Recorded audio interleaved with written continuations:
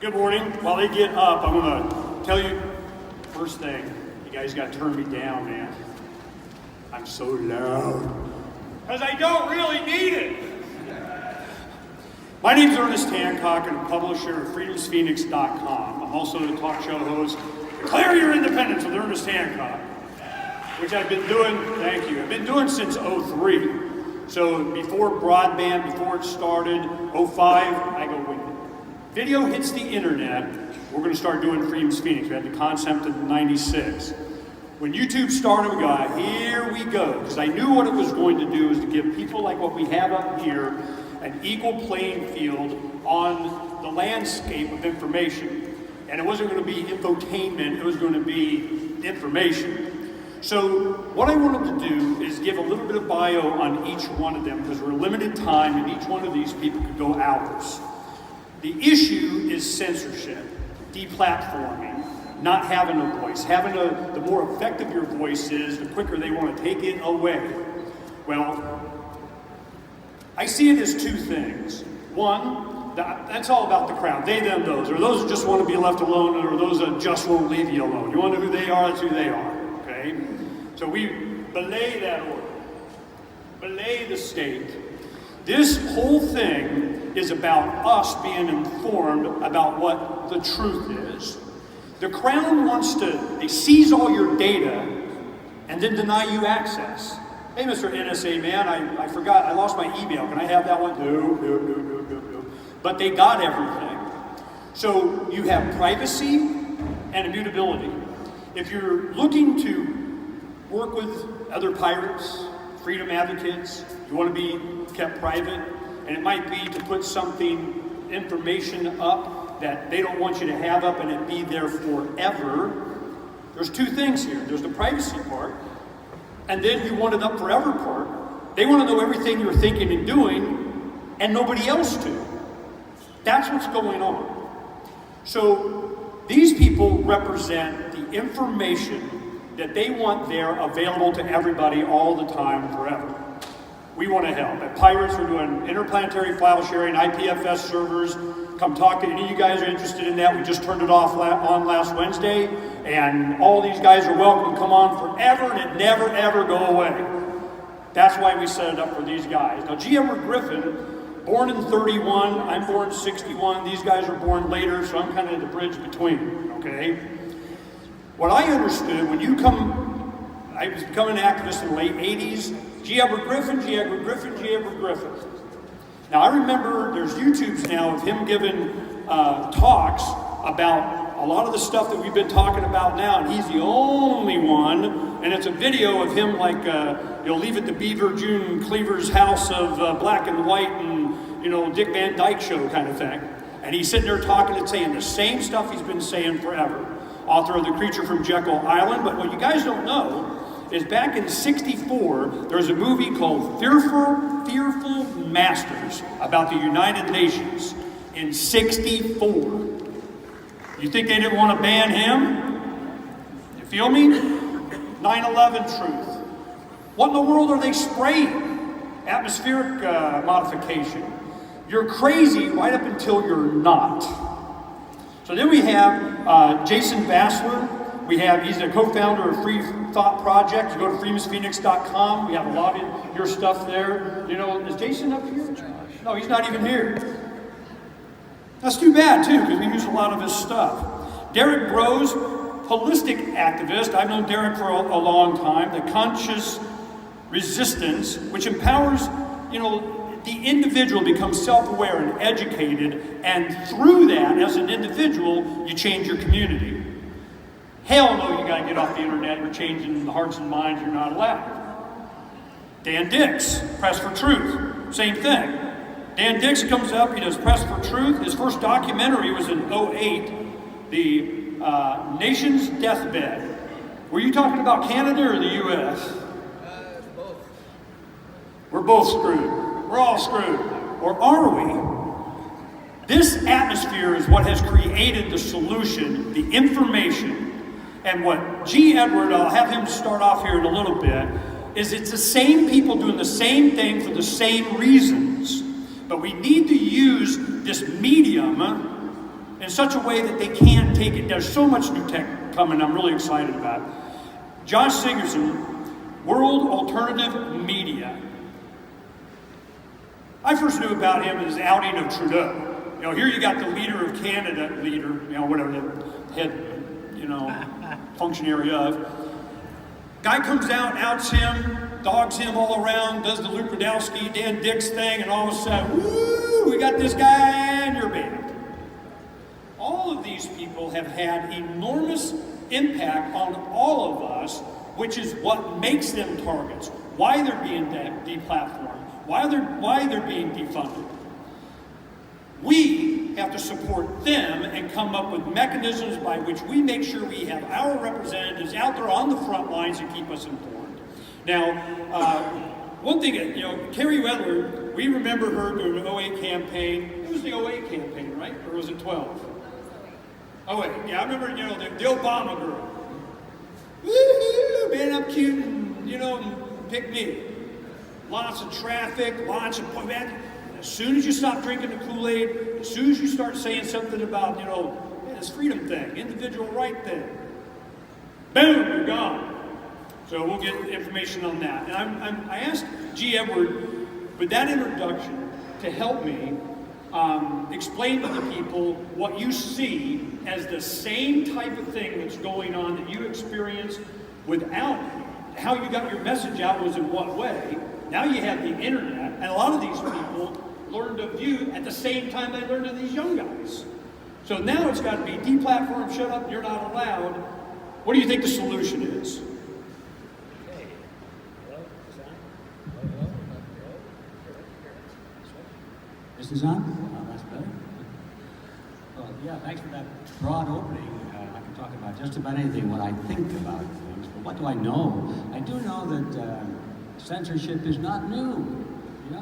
It existed long before I showed up on this planet. I was looking back on history. Every time you go into a topic, you got to see where did it start. You'd be surprised how often it starts back with Adam and Eve. The first family argument that had contained all the elements of what we face today in a more complex way. And censorship is one of those things. I discovered late in life, or later in life, that if you want to know who's running the show, figure out who you cannot criticize. If you can figure out who the person is or the group of people that you are not allowed to criticize, you know they're in charge. And then there's another axiom that sort of crosses my mind now and then, is that only lies need coercion. Only lies need the force of law or just the force of a fist or any kind of coercion, violence to silence the opposition.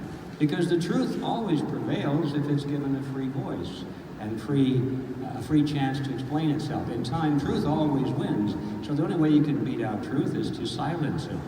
So when somebody is advocating the use of coercion to prevent a point of view from being spoken, and that point of view is contrary to something else, you know immediately that the contrary point of view is a lie.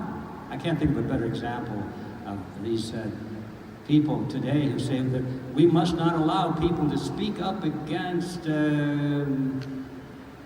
man-made global warming. That's a proven fact. You cannot disagree with it. You cannot say anything against it. You cannot offer any evidence because you're a criminal if you do that. There ought to be a law to prevent you from questioning the theory of global warming. You know immediately, therefore, that theory is a lie. You don't have to even study it.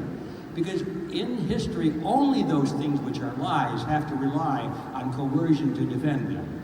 Truth always prevails, and it doesn't need any coercion to defend it. Now, of course, you can't just stop with that. You have to look at the facts also, but you have a pretty good clue what you're dealing with. And what I'm saying now is what we're dealing with in spades today on the internet and in the other forms of the media, but it goes way, way, way back. I wouldn't be surprised even if on Noah's Ark there were certain things you weren't allowed to say, like we're lost. So anyway, that's all I want to observe, is that nothing really has changed. I think as long as human nature remains, as long as we are allowed to remain humans, if they don't transform our genetic code so that something else evolves somewhere down the line. As long as we remain human beings, there will be a tendency for the defenders of lies to want to use coercion. And I think it's as simple as that. If you deal with the generalities instead of the specifics are horrible. But there's always some liar who can make his point of view sound reasonable if you're not allowed to question it and point out the flaws in his argument. I think it's as simple as that, and I'll just leave it for that. Thank you, Jim. I want to go to Derek Rose on this point. Derek, you've taken the tack that improve yourself and you improve your community. It starts with you. That seems, we know it's powerful, but does the man? And it seems like they might because, they're, not wanting you promoted. They're not, helping you with the traffic. They're not helping these, platforming and, hitting on you and defunding. So I'm going, why for someone coming from your circumstance and advocating for this, and advocating for this realization of the power of the individual, do you think that's a weapon that they're afraid of? Explain what you think your threat is to man. Sure. So I think, as Jed was saying, any sort of truths are going to be a threat to the state or the people in power. And absolutely they're afraid of individuals here, individuals on the stage, all of us within these various movements of maybe spending less time going down the rabbit holes and more time working on ourselves because, it's easy to throw out a bunch of red herrings or psyops, QAnon, and things like that to get people spinning their wheels and just wasting time or waiting for a savior to come fix things and save the day.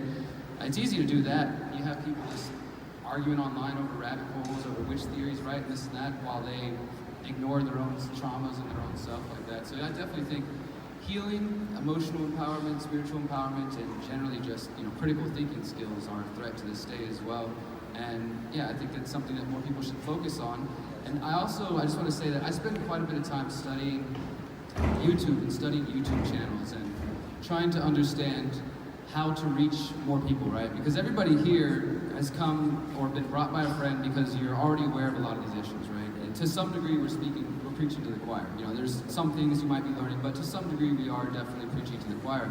And so I try to constantly think about how to reach new people. So I speak at events where I know people are probably going to disagree with me, and I study what are the biggest YouTube channels, what are people paying attention to. The largest YouTube channels are makeup tutorials, people playing video games, and celebrity, stuff, talking about celebrities. Every now and then you'll see, like I did a 5G video, got 500,000 views. Like that was kind of unusual for a city council video to go that far, right? But every day, some chick sitting in front of her camera talking about all the makeup she just bought from Ulta is getting 1 million views. And I don't know, I think it really points to maybe the fact that those types of channels and that type of content are promoted, but also, I don't know, I think maybe it's something going on within each of us, that we all like distractions, we like drama. For some reason, people are compelled to look at drama. You watch a car crash, you pay more attention to a video of somebody confronting a politician than somebody building a garden. I've tried to figure that out, and I guess I'm posing that question to you guys, why are we drawn to the bullshit and less to the truth and the empowerment? Maybe it's something we all should think about in the role that we play in this, right? Because we are being censored, but at the same time, we each have websites and ways to reach us. So maybe the problem is we're letting them dictate the conversation by being dependent on social media instead of finding other ways to connect with each other, face to face, email lists, text lists. Whatever. There's all kinds of ways. So if we're just thinking that because we're being censored on social media, that's it, I think we're failing ourselves. Thank you, Derek. I want to go to Gary next. We'll get to the Canucks in a second. The one thing that when you say, now we have our own web pages, we got our own Crown-approved DNS number you can find and go through in the DARPA, the Internet of the Man's whatever, and go, they wouldn't take that down, would they? That'd be wrong. I'm here to tell you, of course they are! And if you're not prepping for that eventuality, you think those are going to do something because they got some moral hurdle they can't get over, you have not been paying attention, in my opinion. What I want to ask you, Carrie Wedler, Obama girl. I am certain that you have experienced in your 15 minutes and 15 months of fame, whatever it was, okay? As you shoot up, you're supported, then you're not. What's your experience? Share with the audience how that happens. Hi. Is this working? Can you guys hear me? Okay. I got in last night. Midnight. Okay. So, I made this video where I blowtorched an Obama shirt. If you know who I am, it's probably because of that. And I did receive a substantial following from that one video, which is crazy. And what I found, and this isn't quite about censorship, but it does speak to statism, is that when Donald Trump came on the scene, I lost a lot of support because the people who liked that video and were all down to hear me criticize wars and criticize the government then changed their mind when they realized I wasn't jumping on the Trump train. So I think that is a factor in all of this, and especially for tolerance of censorship, and this comes from the left as well. But also working with the anti-media, we were reaching millions of people every single week, and after the election, this is coming from the establishment left, I presume, we started losing reach because we have been very hard on Hillary Clinton in addition to Donald Trump. So there's this partisanship element, and when it comes down to it, we were removed. Jason was also removed on October 11th. Some of you probably heard of it. The anti-media was removed from Facebook, the Free Thought Project, Police the Police, the page called Hemp, Rachel Blevins, she's another journalist. We were all just taken down, unpublished. We've not heard back on our appeals. It's been 3 or 4 months, and later in the day, which I think shows some level of coordination, we were removed from Twitter as well, and I was personally suspended from Twitter. I've never violated a Twitter rule. I barely even use Twitter. I don't even like Twitter, and we're still removed permanently. And what I really want to say while I'm up here is that I think there's been a dichotomy emerging of thought where people say that the only reason we're removed is because we're challenging the establishment. And I agree. I think that that is very true. We know, if you're not aware, the Atlantic Council is now working with Facebook. They're pretty much just a board of like ex-CIA, ex-military, all the powerful people. Facebook made a huge donation to them, Raytheon, all these huge, powerful crony capitalists are part of that establishment. There's the National Institute for Democracy that's chaired by Madeleine Albright. They're advising Twitter on how to keep these platforms safe for democracy. So there is a lot of influence that we should be extremely skeptical of, but I think it's also really important we need to acknowledge and address and resolve the issue that there are a lot of problems in independent media. If we don't solve them, if we don't start really becoming more responsible, if we don't stop making claims like, the only reason is that we're the heroes and we're fighting back, that's not the only reason. It might be a main driver. I totally agree. We don't have the hard evidence to prove it. We have all of the corroborating evidence, but what's also important is that when I don't want to say we, but I've made my own mistakes. When people are putting out sensational, often, I don't want to say fake, but often misleading news, this creates a justification for people to accept this.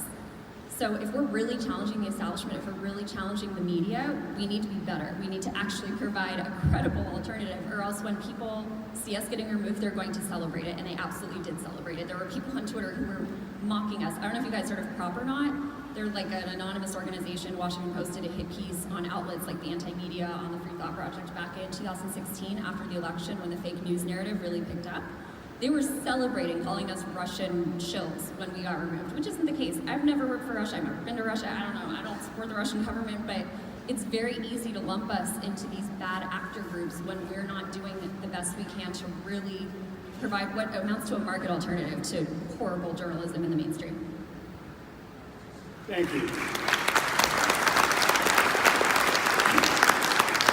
Let's go ahead and go to Josh. Who has the microphone? Yeah, go ahead and give it to Josh. Seriously. World Alternative Media ban. You got the wrong title, man. You can't be alternative media.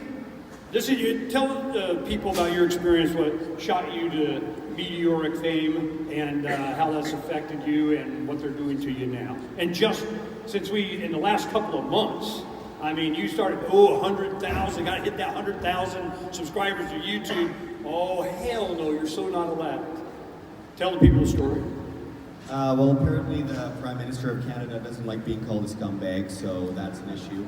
I went to a press conference and they gave me 5 questions, his press corps, to ask him. I didn't want to ask that. I asked him a different question in between other questions. I kind of interrupted him. Security attacked me, choked me, all that kind of stuff, and I called him a scumbag. But, this is a really important point to make, is that mainstream medias are dying. I mean, look at the ratings that they had 25 years ago compared to today. it's unbelievable how little viewership they have. And the bread services are dying. And that's where the desperation comes from, because you look and you see people like PewDiePie on YouTube getting more viewers than all these mainstream medias combined. I mean, the bread and circuses are dying. We're seeing the ratings die for the mainstream media, the Hollywood movies, NFL, all the sports. And I mean, that means that they're going to be desperate. They're going to do what they can to shut us down, because we are the future of independent or of media. While the mainstream medias get millions of dollars, many of us just sit in our home in like our living room or in our bedroom making videos, and we're getting more views than them. I mean, it's obvious why they're doing it. They want to shut us down, and it's not just demonetization anymore. It's shadow ban.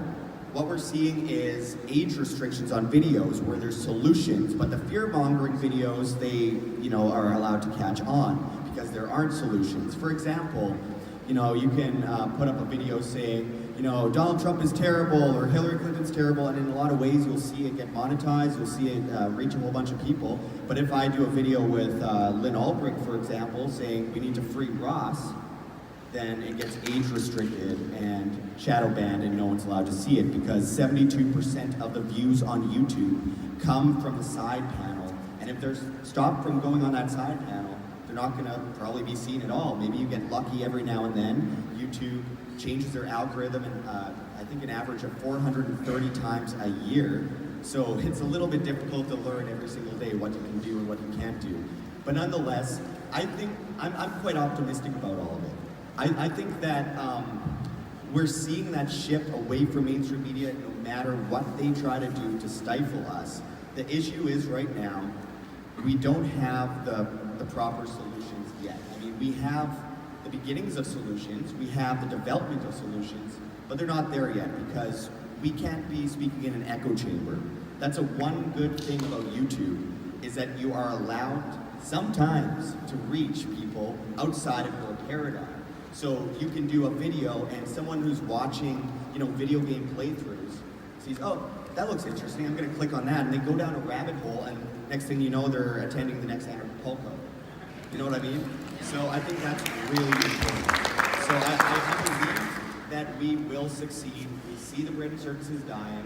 The problem is we need to work on those solutions, make sure it's good for everyone, make sure it's not just an echo chamber for libertarians and anarchists. We need to make sure that we reach people that disagree with us. And it's not about money. There are other ways to make money. It's about being seen, getting that message out, telling your truth, and not being shut down, because it's a very strange thing, the difference between being demonetized and shadow banned. When you're demonetized, you can say to everyone, look, I'm being demonetized. You can see it. There's a yellow thing beside my video, and everyone can see it. It's obvious. With shadow banning, you just kind of sound like a crazy person to a lot of people. And it's kind of genius on YouTube's part, really, that they can shadow ban you, and you have to go and say, oh yeah, they're stopping my video from being seen. And people are like, oh, all right, sure. That's what's going on. Maybe your video just kind of sucks. And that is a really good tactic. So I have to say, the market has to provide an alternative, and the market has to provide a decentralized alternative, but I don't think we will be able to get it to the next level by saying it's blockchain or it's crypto, because the majority of the public won't understand. I think people will unwittingly adopt the alternatives, whether left or right, and that's, I think, the best way to go. Not promoting it as some blockchain thing, but promoting it as it's just better than YouTube, and you have the free access to information, because after all, with Google and YouTube getting so much money in contracts from the government, they aren't really just a private corporation, they're a quasi-private monopoly of the government and a monopoly on information, and we got to create a better monopoly on the free market to replace it, and I think we will. Mr. Dan Gibbs. Oh, special place in my heart. Dan has been right on the front lines. There's a lot of videos that you just know they want gone. They just know, hell no, we don't want to be talking about. If you want to know anything about anything, and Dan's been there, I always go and check, Luke, Dan, Josh. This is where I get my news if I want to know what's really going on the street. Well, there's a lot of dependency you have on these social media platforms that How they been treating you, Mr. Dan Dix? I'm sorry, I missed that last part. How they been treating you? You know, Press for Truth. His first documentary was back in '08. You know, it was called, Both Our Nations Are Having Problems. He's done 9/11 stuff. He's on the street, all over the world. And I'm just going, you would think that you would get big corporate sponsors, that they would love the access that they have to this kind of information. Are you being treated well by the lamestream media, the media so last century? No, not at all. In fact, I just learned something very interesting just 2 weeks ago about the YouTube algorithm. A funny little thing I'll fill you in on. 2 weeks ago, I noticed that my view counts have started to go up a little bit. And that's because I noticed that in my default tags, you can set up default tags. And I did that from the beginning of when you could do that. And I figured people are probably going to want to find my videos by searching my name, so I should probably have my name in the default tags. My last name is Dix. The algorithm seems to have think that I was swearing or being inappropriate. The moment I removed my name from the algorithm, all of a sudden I started getting more views. These guys don't know what they're doing. That's clearly a big problem. So when it comes to the censorship though, something I want to say, with Facebook, I woke up one day, 350,000 people on that page, gone. It just disappeared in the blink of an eye. And those people are people who were counting on getting information from me, and it was gone. And it felt like a blow, in the info-war, like they just took off one of my limbs. But the more I thought about it, I started to realize in this particular circumstance, it may be a blessing in disguise, because we know Facebook is a massive spying, tracking tool, tracking, databasing every single thing we do. And, I'm more of the global kind of non-compliance guy. I would rather than put any kind of restrictions on Facebook as a company. I'd rather just step back and remove myself and support these other platforms that do honor, that aren't censorship, that are censorship resistant, essentially. So that purge led me to all sorts of other things. BitTube, my BitChute started growing. My Steemit account jumped up to 10,000 followers. So a whole lot of positive things actually came out of that. And I guess I'm just left thinking, I think that was a little bit of a blessing in disguise to get off of that particular platform. And it's, as I said, led me to finding these other blockchain-based censorship-resistant platforms. And that's where I want to put my focus. So I don't think we should, say that we need an Internet Bill of Rights or anything like that to monitor these guys and make sure they treat us right. I think we should just say, I don't want to play along anymore. I don't like the way you guys are running this.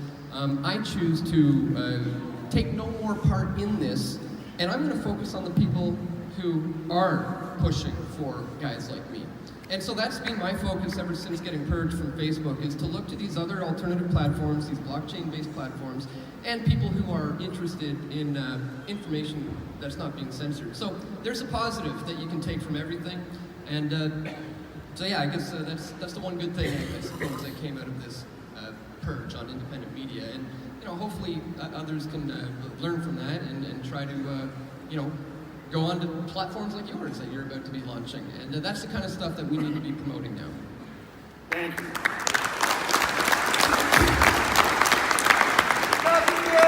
I want to take my opportunity to, a lot of you guys in the crypto space and IT, I came this year for this reason, to promote the solution to this.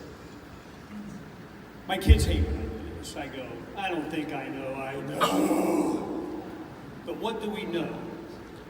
We know that these voices are a threat to the very establishment that we've been highlighting for decades, generations. It's the same, a lot of times, when the Bush administration, the W. Bush, www.warmonger.com Bush, when he came in, and all of a sudden Dick Cheney was going to be his VP, I'm going, holy crap, man. They just go to the back office and drag the guys out. This is Cheney and Rumsfeld. They were when I was in high school in the 70s. It's not the same kind of people. It's the same people. And it's over and over and over again. You know why? Because they can. You think it's more complicated than that. When cryptography came, we finally had an opportunity to witness they can't stop the signal. Just that concept is what's free. They'll co-opt some GoldmanSachs.gov coin or something. Here it comes. So what is it that we're doing? We do Pirates Without Borders. I got some books I'll put up here right after, and anybody see, I'll make sure you get them. We've been passing out some stuff. Decentralization of everything, especially information. If it wasn't for the internet, you probably wouldn't have heard a lot about what G. Edward Griffin has been working on for decades, for generations. If it wasn't for the internet, there's a lot of us wouldn't be here. That's why they have to come after it. It's the ability for each of us to send ones and zeros. United Kingdom, you got to have a license you pay to watch television. Did you know that? A lot of you guys from the UK, you know that. You think they're not going to come up with a ones and zero button of a fee if it's a DARPA's internet? This is U.S. military, you're not allowed? How are you going to store your, how's it going to be accessed? Where are you going to post? There are solutions. That's what we're working on. The thing that I'm hoping that you'll get from this is that what we've seen in the last couple of years, we anticipated years ago. I've been screaming it for years. We went dark in all our social media. I have 60 accounts on 20 platforms, Pirates Without Borders, the radio show, Freedom's Phoenix, Captain Mark, ourselves. And we just sat there and wait so that we can say, hey everybody, we're back, we're here to let you know that we're over there. But there had to be an over there. And only now is there starting to be an over there. In the 90s, when websites first started getting going, Yahoo was just a couple of guys from college said, we're going to put up cool stuff. I think this is cool, let's put cool stuff. Oh, you got some cool stuff? Fill out this thing, send us your cool stuff, and we'll put you on the list of cool. Okay, cool, let's do that. That's how it started. Then the algorithms, search engines, weighting, and consolidation of everything. InQtel CIA investment crap. We knew it was coming, but we had to go through it. I have 4 children, my 12th grandchild on the way. You think I don't see 3-year-olds on their iPads? You think my kids, they're sitting there putting their entire life story, favorite music, favorite book, quote, color, pictures of friends and everything on MySpace? Rupert Murdoch of News Corp, Fox News, buys MySpace for, what was it, $380 million? And then it went away? And you go to Facebook and go, why? For the data! For all your preferences, for all the marketing, for all the Amazon. Ernie, we know you want to watch this movie next, don't you? I can't, but well, yeah, I kind of do. This is our life as it is now. CubeSats giving us mesh networking that we can bypass the ISP, Internet Service Providers. Cox and Verizon, they're all plugged in and prisoned and kind of they know and permission slip if you're not allowed, now you're banned because you said something wrong. You think it's just going to be Facebook and Twitter and all this stuff, they're going to do this? That's just the beginning. You have to be off their grid.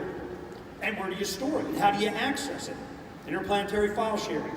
The videos are already done on D2. Steeman's got part of this going on. So when we start screaming, hey, we're over there, we now have an over there. DNS numbers, your address is a number. FreedomsPhoenix.com is a number. Who controls that? I remember in the mid-90s when some guy got paid $135,000 that lived in, California as a geek guy that did a heart attack. Go to Geneva, I think it was in Geneva or Brussels or something, they create ICANN. I can bring you down, that's what I can do. I started doing radio in 03, the entire country of Libya went dark. Of course they are going to do this, and we have to be prepared for it.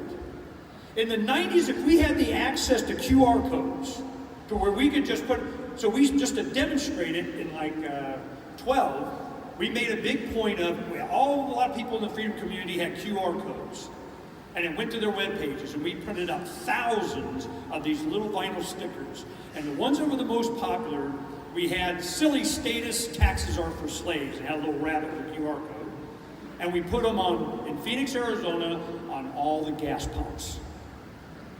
You put them in the bathroom stalls. You put them in the porta potties at the state fair. You put them everywhere where somebody's sitting down or doing gas pump for 3 minutes. I ain't got nothing else to do. Click and you go. Silly status taxes are for slaves. So when you're talking about how do you get to a wider audience, I'm the one that created the Ron Paul Lovolution logo. How the hell do you think you found out that? Because it was on a freaking overpass. It bypassed the media. It was, I got a sign in your face, and when you take it down, I'll put another one up tomorrow. When we have somewhere to go, we will promote it, and it's going to happen, in my opinion.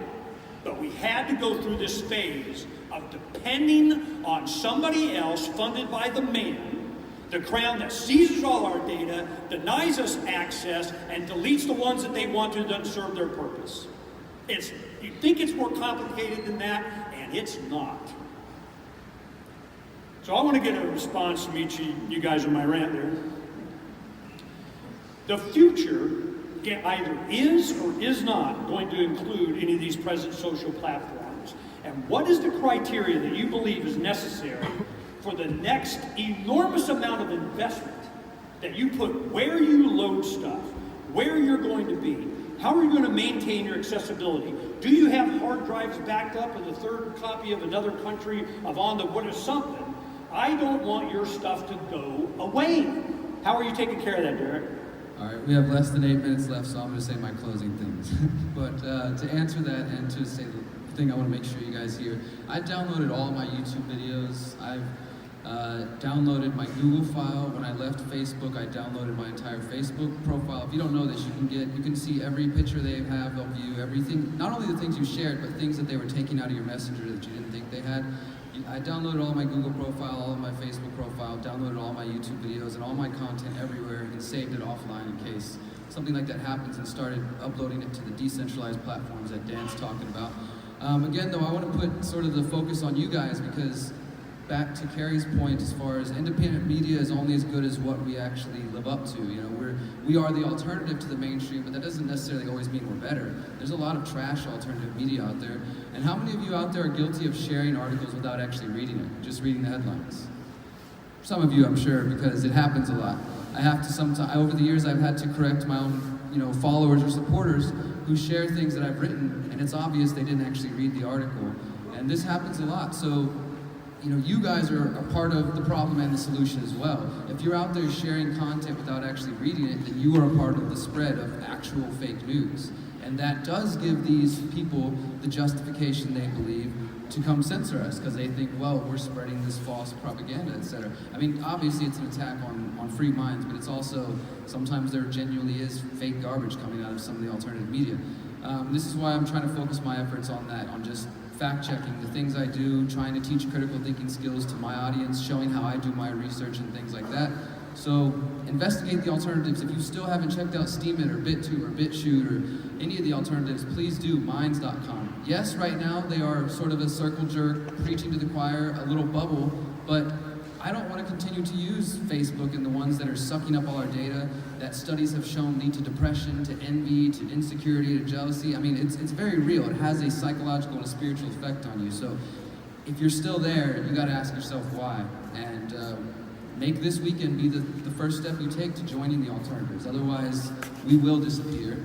I mean, at least online. We'll still be out there, but you won't be able to find us. On that point, knowing how to find us and us being able to connect with each of you individually is one of the things that I learned is really important in order to, as a hedge, so to speak, against this censorship.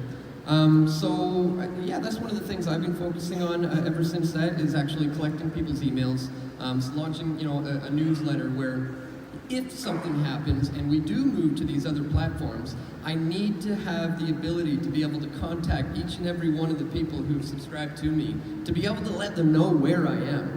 So it's really important to, in the process now, continue to collect information about the people who appreciate your work, so that you can contact them on an individual level and say, hey guys, here's where I am now. So that's something that's pretty important to focus on.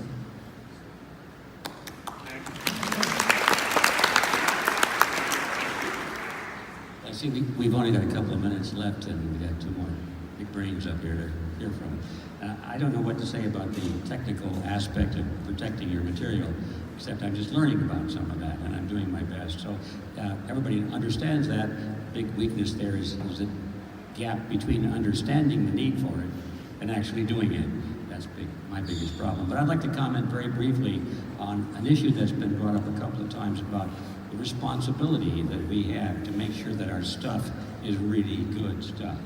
If there's a tendency for us to too quickly grab for something because it appears to support our point of view, and it turns out to be pure garbage, we find out too late.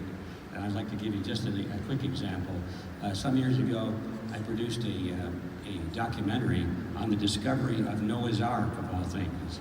One of those things that intrigued me. And I really got into that topic. And in the process of researching for it, I found out that there was a story that many of you have probably heard if you've ever explored the Noah's Ark mystique. There's a story about that the Tsar, before the Bolshevik Revolution, the Tsar sent a platoon of soldiers into Turkey to see if they could find Noah's Ark up on the mountain of Ararat. And the story is that yes, they did. They found it. They took photographs of it, photographs of the interior chambers. They brought the photographs back to the Tsar. And then shortly after that, the Bolsheviks came in and killed the Tsar. And too bad, the pictures are gone now.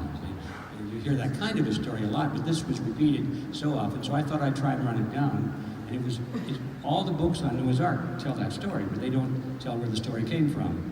Well, I finally found the source of it. And it was a publication, came out of Los Angeles. It was a religious publication, but part of the religion was, it was a nudist colony actually, but they were very profoundly spiritual people. And the editor of this magazine told the story in one of his editorials, that he had met the widow of the woman who was, the widow of the man who was the leader of the platoon, and so she knew firsthand. And so the editor met her, and that's how the story got into the mainstream. Well, I found the last existing copy of that magazine. Sure enough, there was the origin of the story. And I looked it up, and I found that the editor was still alive. So I found him, and I asked him about the story, and I didn't hear from him. And finally, he wrote me a letter. I have the letter. He said, I have to admit, I made up this story. He said, I feel terrible about it now, but I felt that if I made up that story, it would bring people to God. And there you have it. Sometimes we fall into that trap. We want to convince people of the truth of our message, that either we'll make up a story, or we'll embellish a story beyond limits, or we don't check it out just because we want it to be true. So I think that's something we want to do. Real quick, Josh, you just have 40 seconds for each of you. You can go ahead and go first, Ron. Okay. Carsey, where are you going to be? Are you aware that there's other platforms, or are you just going to go from one to another, and whoever take you in, and you're gone? Are you thinking of foreverisms or not? Yeah, I'm on Minds and Steam It. They're very important alternatives. Anti-Media had actually partnered with Library, the cryptocurrency, before we were removed, because we saw these things coming. So we now have a censorship-proof blockchain-based platform, which is awesome. It's just because we can't generate revenue because of the social media model, we can't really drive people to the site. So that's the issue, and that's what I grapple with, because as much as I disagree with Facebook, their status there that I would like to reach, I don't think cost-benefit analysis, it's not worth it for me to just leave.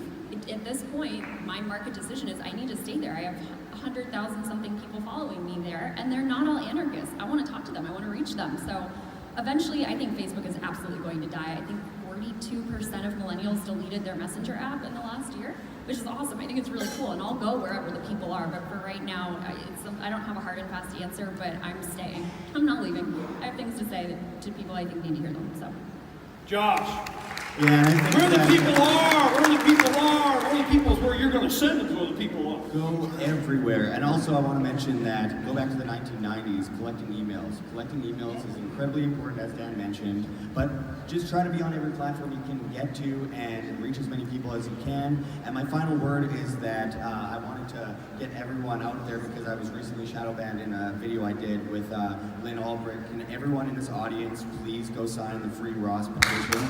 That's